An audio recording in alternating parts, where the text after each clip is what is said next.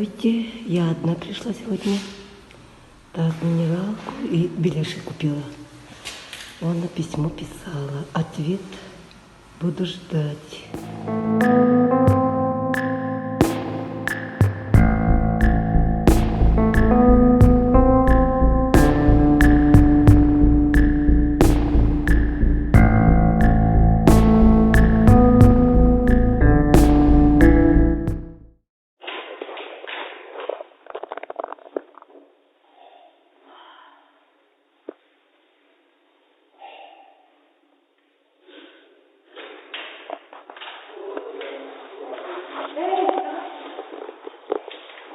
Пока, привет, Света.